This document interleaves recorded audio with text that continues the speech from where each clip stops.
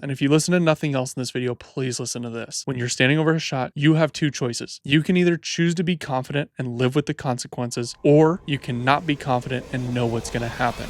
We've all walked off a hole, jotted down a double or a triple, and felt like it ruined the entire day. So we look back and we blame our swing or our putting stroke, because that's what everyone blames. And we book a lesson, or more likely go on Instagram that night and doom scroll until we feel like we found the answer. Listen, I'm no better than that. I've hit thousands of range balls because I just hit one bad 7-iron one day. Trying to solve the problem through these solutions comes down to the fact that we didn't have the problem nailed down in the first place. Most likely 15, 16, even 17 of your holes were fine. It just came down to those few where you maybe had one little slip up. And in all reality, those 3 bad scores during a round were probably decided before you ever took the club back. And I can prove it with a million track shots. Real quick on why you can trust this. Every piece of data in this video comes from PGA Tour ShotLink, ShotScope, Arccos, and Mark Broadie's research. So this is all solid data, not some random theory coming from a Twitter burner account. I built a platform on helping people with busy lives actually play better golf. I've helped people break 90 for the first time,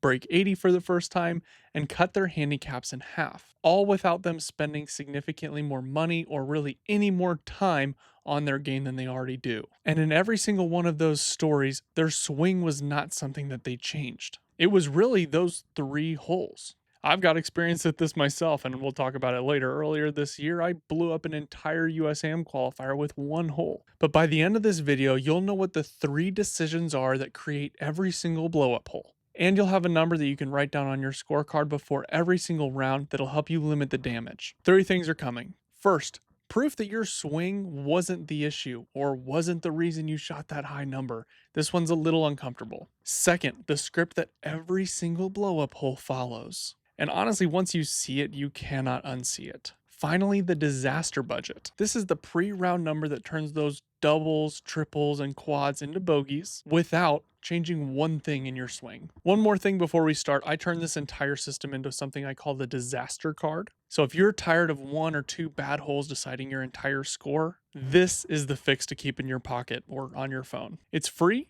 It's the very first link down in the description. And by the end of this video, you'll know how to use every single line on it. Let's replay that quad that you made last Saturday. Not just one swing, but the entire hole. Maybe you hit a drive that drifted into the trees on the right, and you get up there and you see a little gap in the trees, you punch it back out. But then it clips a limb and it gets behind a bunker, and now you're short-sighted and you try to go for a fancy flop shot. You end up sculling one over the green, and now you feel even more pressure to hit one close. So you kind of dribble a chip up there, really try to make the first one and run it 4 feet by and miss the comebacker. Honestly, I don't even know if that adds up to 8, but it sounds like a way where you can really snowball into a bad score, and it is honestly something that I've done before too. So when you get in the cart, maybe you blame the 4-footer or you blame the bad drive. But here's the deal. Everybody's gonna miss a shorter putt. Everybody's gonna hit a bad drive. ShotScope tracks millions of amateur rounds every single year. Their data says that a scratch golfer makes about 1 double bogey every 4 rounds. A 10 handicap makes 3 every single round. And a 20 handicap is closer to 7 double bogeys every single round. Now I know that math kind of adds up, but the amount of doubles or worse per handicap group grows exponentially, whereas the birdies don't get that much better. But here's the number that is gonna sting a little bit. That data says that when a tee shot finds trouble, it becomes a double or worse for that player 58% of the time. Scratch golfers hit bad drives too. It's just part of golf. But the difference is that their bad drives turn into bogeys, not doubles or triples. If you want to avoid the big numbers, you have to stop pretending like you're paying because of a big miss off the tee. In all reality, you're probably paying because of a bad decision down the line. Like I mentioned earlier, I made some bad decisions and not a lot of bad swings in this USAM qualifier a few weeks ago. Second hole of the day, par 3, downhill. Tried to jam an 8-iron in there, even though it was most likely just hitting a smooth 7. Pulled it, hit it in the water. Very next shot, I try to hit this really high, soft shot. I end up just killing it because that wasn't the correct shot to hit. And then I 3-putt because I was frustrated. So that example I walked through earlier is something I've done. And then I had to try to feel like I was going to dig myself out of the hole the rest of the day, even though it really wasn't possible. I didn't have to put myself in that hole, but I did. I played great the rest of the day. My swing was fine that day. I just made some bad decisions. So after that round, I didn't go and hit a bunch of 8-irons because in all reality, that 8-iron or that wedge wasn't the problem. It was my decision making. And because the fix wasn't on the range, it had to be somewhere else. I want you to imagine two golfers. They've got the same handicap, they've been playing for the same amount of time, and they're playing the same par 4. They both hit it over into the trees on their right, and golfer A sees a gap in the branches. He's pulled this shot off before, at least he thinks so. And trees are 90% air, right? So he decides to take it on. Whereas golfer B also sees that gap, but decides I'll just wedge it out directly 90 degrees where I've got significantly more room to get it back in play, and then I'll take my medicine. Golfer A isn't necessarily betting for or against himself, he's betting against data. And I know that's not as fun as being like, I'm just going to pull myself up by the bootstraps, but it's reality. Mark Broadie's data says that when tour pros end up in the trees or recovery spots, they make bogey or worse 80% of the time. The best players on the planet are just not saving par from these recovery areas. Golfer A is betting that not only he can, but that he can by taking on a riskier route. It's high risk, low reward. So golfer A gets back in play, golfer B gets back in play. Now they're playing to a tucked pin just over a bunker on the left side of the green. Golfer A aims at the flag because he feels like he should have pulled the shot off beforehand, and now he really wants that par. Whereas golfer B aims 10 yards right of it, just trying to get something on the green and give himself a look. And this is where those big scores start to add up. Per Lou Stagner, reporting on Arccos data, 10 to 20 handicaps double chip about 2 times per round. This means that they chip, and then they have to chip again. And getting up and down is significantly harder than 2-putting. So now both golfers are on the green, 40 feet away. Golfer A feels like, okay, now I really need to make this, and fires one at the green. Golfer A feels like he really needs to make this, and thinks never up, never in, and rolls one 6 feet by. Golfer B just lags one up there. And if you watched my previous video about donuts, you already know why.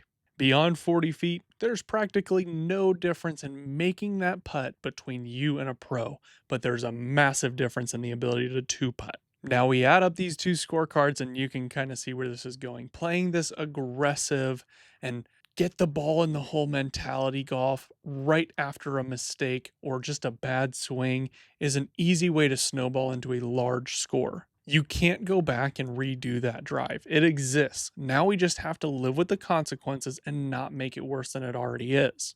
Write one number in the corner of your scorecard. That number is the disaster budget. And for most of us, it's going to be 3. I know that number has no meaning right now, but it will here in about 2 minutes. For most of you, it's 3. And does that make any sense? No. So let's make some sense out of it. That's 3 holes where a drive or an approach shot goes sideways and you're pre-approved to just take your bogey, punch one out, chip it to the fat side of the green. You spend that budget there, you move on, and you go hit a great drive on the next hole. Here's why this works a little bit better than just play smarter. In the moment, punching out feels like losing. Chipping one to the fat side of the green from 10 yards just because it's a really difficult chip feels like you're losing shots. But this disaster budget builds it into the plan. If you expect every single shot to go the way that you think it should when you show up to the golf course, you gotta pick a different sport. But when you use this disaster budget and it's part of the plan, you're just utilizing the budget that you pre-approved. You're not giving up on a hole, you're taking from an account that you've already funded. And the best part is you funded all that before you got mad after hitting that bad tee shot. Before I share more math numbers, I want to make it very clear I was a marketing major. So if I can make sense of this math, I'm positive you can too. When we utilize this disaster budget and we take these 3 shots and say, I'm just going to accept my bogey, for most people, that's going to take maybe 2 doubles down to a bogey and even a triple down to a bogey. And there's 4 shots that you saved just by thinking ahead of time. Here's what the budget's not for. We think about our categories, what we can spend it on, what we can't spend it on. We're not playing scared. We're picking conservative targets, making aggressive swings, and playing with confidence. A lot of this comes down to you choosing confidence, which I know sounds like a severe oversimplification. But ultimately, when you're standing over a shot, you have 2 choices. And if you listen to nothing else in this video, please listen to this. When you're standing over a shot, you have 2 choices. You can either choose to be confident and live with the consequences, or you cannot be confident and know what's going to happen. I'm not perfect at this, but if you choose confidence, you're giving yourself the ability and you're taking the chance on yourself that you will pull the shots off. This budget exists for when you don't, because none of us pull off these shots every single time. So we play aggressive, we play to big targets, and then when things go sideways, we dip into the disaster budget. So we're playing golf and something goes sideways. There are 3 rules we can rely on. Rule number 1 is your next shot has only one target, and it's to get it back in play, or even better, get it back in the fairway. If really trying to squeeze one through the trees or take on the low percentage play even crosses your mind, for the next month, just don't even try them. Your scorecard will thank you. Rule number 2 is don't short side yourself. And when you do, play smart and get one on the green. Our misses should be putts. And rule number 3 is that outside of 15 feet, a 2-putt is a win. I know that sounds like a crazy number, but for 20 handicaps, 16 feet is where 3 putts start to become an issue. Lag it up there, tap it in, and move on. And if one accidentally goes in, sick, smile, be happy about it. And just like how we mark down how many disaster budget shots we're going to have before the round starts, mark how many you use during the round. This is not only to keep yourself accountable, but it's to showcase how many good decisions you make right after you hit a bad shot, which is going to give you more confidence to play great golf. And if you don't want to think about how you're going to plan your next range session, you can grab the Play Ready Golf app down below. It takes the amount of time, the facilities, and your current skill level and builds a plan based on your timeline. It utilizes motor learning research and progressive overload so that every single rep counts and every single rep makes you better. Here's something that you can do before your next round. Pull up your last 3 rounds and circle every single double bogey or worse. Divide that number by 3. And that's your disaster budget. Now, whether you're playing today, tomorrow, or sometime in the next month, you're gonna hit a bad drive.